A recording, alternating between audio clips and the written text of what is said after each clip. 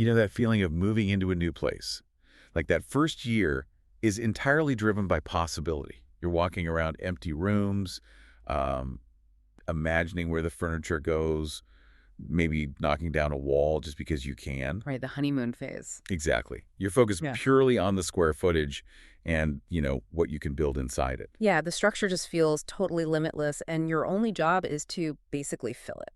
But year two is when the house kind of fights back, the foundation settles a little, a pipe leaks. You suddenly learn that the electrical panel can only handle so many amps before the breaker flips. Oh, yeah, reality hits hard. Right. And you realize that actually running the house is just a constant, unforgiving exercise in resource management. You're suddenly forced to account for all the invisible systems holding the walls up. And if you don't respect those limits, the house literally stops working for you. Okay, let's unpack this. Because that shift from boundless possibility to strict resource management is the exact journey we are tracking today. Welcome to the Deep Dive. Glad to be here. Today we are exploring episode 5 of the Digital Thought series, AI from the Trenches.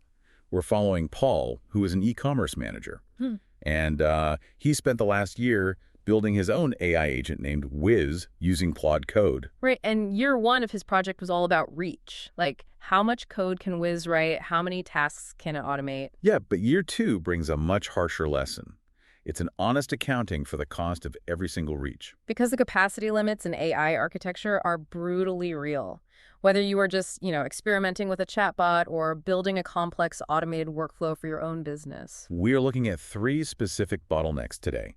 The cloud API you rent, the physical machine on your desk, and finally your own brain's working memory. Recognizing these limits is the difference between an AI tool that actually empowers you and a system that just quietly burns you out. So the funny thing is, Paul's year 2 doesn't actually start with a bottleneck.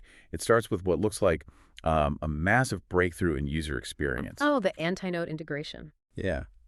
He decides to take Wiz, his AI agent, and integrate it into this tiny $5 macOS app called Antinote. Antinote is a really fascinating little piece of software. It's positioned as a scratch pad for, quote, notes before taking notes. Right, it's not a heavy database. Exactly. It isn't Notion or Obsidian. It's meant for that really fleeting middle ground. Like, you're on a Zoom call, someone rattles off a specific project requirement, and you just need to jot it down for 20 minutes. Because opening a massive application for that just introduces too much friction. Totally. So Paul wires his AI agent directly into Antinote's custom extension API. And he manages to do this in, like, a single afternoon. Wow, just an afternoon. Yeah. And he sets it up using just 3 incredibly simple keyboard triggers. If he types : Wiz next to a rough note, the agent just quietly reads the context and classifies it. So if the note looks like a meeting summary, it automatically formats it. Or if it looks like a loose idea, it saves it to a specific folder. Exactly. And then he also built : Wiz instruction for explicit commands. So he can just type, graft a response to the marketing team right there in the scratch pad, and the agent executes it. That is so clean. And finally, the confirm trigger allows him to just finalize and send off whatever the agent drafted. He admitted he simply could not stop using it. Like, to the point where he actually collaborated with Antinote's developer to give away 20 licenses to his readers. That's amazing. But the reason it became so addictive is what Paul calls the golden rule of year 2. You don't build a new home for the user, you move into the one they already own. Right. When digital extension is done correctly, it basically becomes invisible. Yeah, Wiz stopped being a separate destination. Paul didn't have to break his focus or open a terminal window or launch a separate chat interface just to ask his agent a question. The AI just became an embedded capability inside a tool he was already leaving open on his screen all day anyway. It's like having a Michelin star sous chef magically hiding inside your kitchen drawer. You don't have to drive across town to get them to chop your onions. You just open the drawer you are already reaching for. That is a great analogy. Yeah. But I'll push back on Paul's enthusiasm here just a bit. Like, hiding the interface makes it feel frictionless for the user? Sure. Sure. But sweeping the AI under the rug doesn't make the underlying complexity just disappear. The compute still has to happen somewhere. Oh, absolutely. The user experience becomes seamless, but the architectural dependency becomes completely obscured. You've essentially buried the engine. Right. And that setup works beautifully. Well, until the company providing the engine decides to change the parts. Which is the exact moment Paul's invisible floor cracked. Yeah. So for 6 straight months, he ran his entire agent architecture on a single cloud subscription, Claude Max, using the Opus 4.6 model. He called it an I ask it does reality. It was incredibly stable. Right. Then, on April 17th, Anthropic shipped Opus 4.7. And within days, everything changed. It wasn't an outage, the servers didn't go down. It was this behavioral regression that fundamentally broke the trust in the system. Paul started noticing these highly specific symptoms. Basically, the model just stopped trying as hard. Yeah, it began returning what he called grip level summaries. And for anyone not spending their days in a terminal, grep is essentially just a blind keyword search. Exactly. So instead of the AI genuinely reading and analyzing a document, it was just scanning for specific words and spitting back a really shallow summary. It stopped following instructions he had explicitly preset. And most frustratingly, it started doing full file rewrites. Which is awful, meaning instead of surgically editing the 3 lines of code he asked for, the model would just rewrite the entire 1,000-line file. Changing indentations and restructuring formats he never asked it to touch. Right, and we don't just have Paul's anecdotal frustration here. I actually dug into the hard data on this regression, and the numbers are staggering. Yeah, let's get into the data because it really validates his experience. So Stella Lorenzo, who is the senior director of AI at AMD, actually filed an issue on this. GitHub issue number 42796 on the Claude Code Tracker. Wow, AMD was tracking this. Yeah, her engineering team analyzed over 6,800 Claude Code sessions. They were looking at over 230,000 tool calls, analyzing real day-to-day engineering work. And what did they find? The read-to-edit ratio plummeted by 70%. It dropped from 6.6 down to 2.0. Jeez. So the model is barely even looking at the context before it starts hacking away at the file. It's acting entirely impulsively. And because it wasn't reading the context properly up front, its reasoning loops, the moments where the AI pauses to figure out what it's supposed to do next, jumped by 156%. That is wild. It went from about 8 loops per 1,000 calls up to 21. The model was just flailing. And what about those full file rewrites where it just bulldozes the whole document? Those literally doubled. They went from less than 5% of all mutations to over 10%. Those numbers translate into an incredibly painful economic reality for a builder. Because the capability of the AI didn't actually vanish, it just became wildly inefficient. Right. To get the exact same workload done, Paul found he was making 80 times more API requests. Which is insane. He was burning through 170 times more input tokens. He was effectively spending 122 times more money per day to get a measurably worse output. Yeah. What's fascinating here is the tension Paul notes. If he cranked Opus 4.7 to its absolute max effort setting, it actually performed better than 4.6. The intelligence was definitely still there. But the intelligence got moved behind a massive token paywall. Running it at max effort meant that his weekly Claude Max usage ceiling, which, used to comfortably last him until Friday afternoon, was suddenly tapped out by Tuesday morning. Yeah. The cloud capacity limit isn't just about server uptime. It's a strict financial budget. Right. Although there was a counter-argument to this floating around the developer community, wasn't there? Oh, right. A creator named Theo published a video suggesting that maybe our expectations simply recalibrated. Like we just got used to the magic. Exactly. The idea being what felt like an absolute miracle in January feels like a total disappointment in April because the novelty wore off. So when the new model wasn't a massive leap forward, it felt like a downgrade. I mean, I understand that psychological angle, but it completely ignores the AMD data you just laid out. Totally. Plus, Paul points out the Margin Lab, which is an independent benchmark tracker that monitors Claude Code daily, they actually had to pause their degradation detection entirely just to collect a new baseline for Opus 4.7. Yeah, and that is so telling.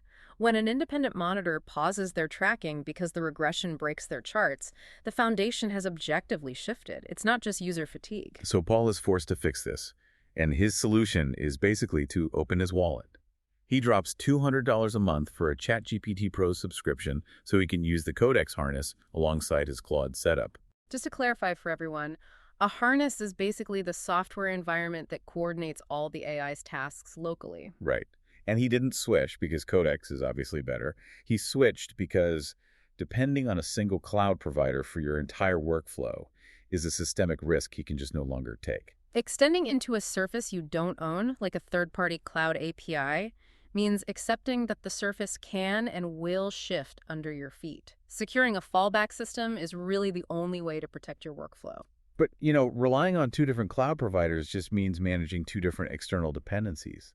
The natural instinct for any builder hitting that wall is to pull the operation in-house, Right. Cut the cord to the cloud entirely and run the intelligence locally. which exposes a completely different bottleneck. Yeah. Bringing the compute home sounds liberating until you hit the physical limits of the machine sitting on your desk. Paul tries exactly this. He's running a Mac Mini M4 with 16 gigabytes of RAM. And he decides to run a heavy 35 billion parameter local AI model. The goal is to have it act as a quiet, long-running helper in the background, just picking up small organizational tasks without pinging the cloud. And I bet it works perfectly in a clean test environment. Oh, of course. But the moment he deployed it into his actual daily production environment, the Mac Mini just buckled. It started randomly restarting on its own. Wow. The culprit is what Paul calls the invisible stack of resource drain. We tend to think that if we're using a cloud model, the heavy lifting happens on someone else's server, leaving our local machine totally free. Yeah, the model is in the cloud, sure. Right. But the software agent, the harness watching your files, indexing your repositories, and coordinating all those API calls, that is running locally. Right. And those tools often have major memory leaks. Plus, they demand significant CPU cycles even when you think they're totally idle. And you have to add that invisible drain to the day job the Mac Mini is already doing. Paul's machine is running standard graphical interfaces, iMessage watchers, Discord bots, and cron jobs. And a cron job is just a basic automated background task, like Yeah. backing up a folder every hour or clearing out temporary files. It's just the digital housekeeping. Right, so the system is already heavily taxed. Then Paul introduces a 35 billion parameter model into a machine with only 16 gigs of RAM. Which is a tight squeeze. To make that fit, the system relies on memory mapping. It stores the massive model weights on the solid-state drive, the SSD, and only pages them into the RAM when the model needs to think. It's basically like living in a small studio apartment where you run a home business and cook complex meals. And then you decide to invite a 30-piece brass band to practice in the living room. Yes, the brass band being the local AI model. Every time it did a background loop, it violently hammered the SSD to pull those heavy weights into RAM. And because the disk was completely tied up serving the AI, the basic system housekeeping, those cron jobs we mentioned, couldn't even access the drive. They ran late, they failed, and the operating system literally starved to death. He learned the hard way that capacity on a local machine is a strictly finite budget. You cannot silently overdraw it. No. Paul had to completely right-size his stack. He kicked the massive 35 billion parameter model out, reclaiming 24 gigs of hard drive space. And he replaced it with much smaller 9 billion and 4 billion parameter models that could fit entirely inside the system's active memory without touching the SSD at all. He was forced to treat his machine's RAM and disk space with absolute unforgiving respect, and that physical discipline leads to the most profound realization of his entire year 2 journey. Right, the third limit. Yeah. He maps the strict hardware limits of his Mac Mini directly to the finite working memory of his own brain. This is where Paul gets incredibly candid in his writing. He shares that he has ADHD, and he realizes that an AI agent that removes friction from your workflow is simultaneously the greatest superpower and the greatest danger to an ADHD brain. It's so true. We traditionally view friction as the absolute enemy of getting things done. But for someone with ADHD, friction often acts as a necessary protective filter. Exactly. Before he built Wiz, if Paul had a random idea for a project, he had to physically open an app, write it down, set up a directory, and start coding. Which takes effort. The high friction of execution meant the idea would usually just die quietly in a Notes app. Or, alternatively, he would drop absolutely everything else he was doing and obsessively chase it. The middle ground was really thin. But the friction kept his attention from shattering into a dozen different directions. Right. The agent completely obliterated that filter. With zero friction, a single spoken sentence can command the AI to spin up a prototype, write a web scraper, or launch an experiment. The agent has the capacity to seamlessly hold 8 open threads and work on them all simultaneously. But the human brain can only hold one. His output skyrocketed, but his attention per thread completely collapsed. The agent was happily exceeding his cognitive capacity because there was just no friction left to slow the system down. The flip side of that danger, however, is a massive creative unlock. The agent is able to completely absorb what Paul calls the operational layer. Right. The operational layer is all the digital chores. Setting up the folder structures, writing the boilerplate code, running the deployment commands. For a neurotypical user, those are annoying but totally manageable tasks. But for an ADHD brain, the executive function required to push through those chores is incredibly taxing. It taxes them twice as hard. It acts as a massive operational drag. Paul noted that 2 years ago, he had brilliant ideas that never saw the light of day. Not because the ideas were bad, but because the raw execution cost was higher than his brain could afford to pay. The agent basically pays that cost for him now. It clears the runway. He actually gets to choose between working on functional prototypes instead of just enjoying the vibe of a new idea. Yeah. To manage this safely, Paul developed a strict survival guide for neurodivergent builders using AI. 3 non-negotiable rules. Rule number 1 is to offload immediately. The second an idea hits you, dictate it to the agent. A neurodivergent working memory is just a terrible place to store long-term data. Right, you treat the agent as your external hard drive and clear the idea out of your active thoughts. Exactly.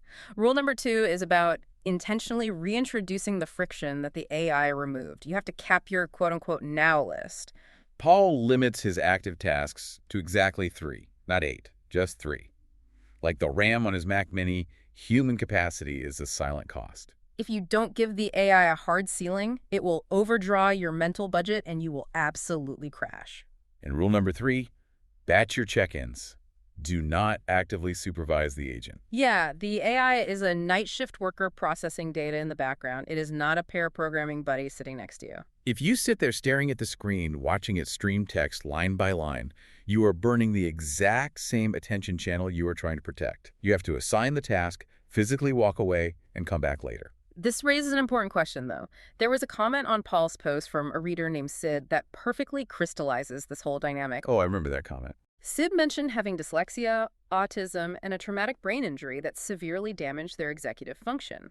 And they wrote, most people talk about AI as a productivity convenience. For us, it's literal infrastructure. Wow. That reframes the entire conversation. We aren't just talking about a tool that writes faster emails anymore. We are talking about load-bearing cognitive infrastructure. Yes. If you view AI through that lens, a model degradation like the shift to Opus 4.7 that caused the AI to flail isn't just an annoyance. It is a structural failure in the scaffolding holding up a person's daily life. Which really ties the entire narrative of year 2 together. The journey is fundamentally about honest accounting. You can only compound your growth with AI if you respect the hard limits of every single system involved. You have to respect the token budget and the shifting baseline of your cloud provider. You have to respect the strict RAM and disk space sitting on your desk. And most importantly, you have to respect the working memory of your own mind.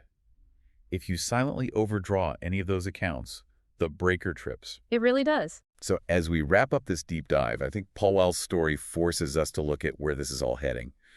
We are moving these highly capable agents into the scratchpad apps we use all day. We are giving them deep access to our local files. And we are happily offloading our executive function right onto them. Right. It leaves you with a really critical thought to mull over. If we successfully turn these AI agents into our external working memory lake, if they truly become the infrastructure for our daily cognitive tasks, what happens to us if we suddenly lose access to that specific, highly trained agent? That is the big question. If the API costs multiply overnight or the local hardware fails, does our cognitive capacity instantly shrink back down to pre-AI levels? Have we basically built a digital prosthetic that we are entirely dependent on but don't actually own? It's definitely something to think about the next time you find yourself reaching for that tool to do your thinking for you. Thank you for joining us on this deep dive. Take a look at the invisible limits in your own workflows this week, and we'll catch you next time.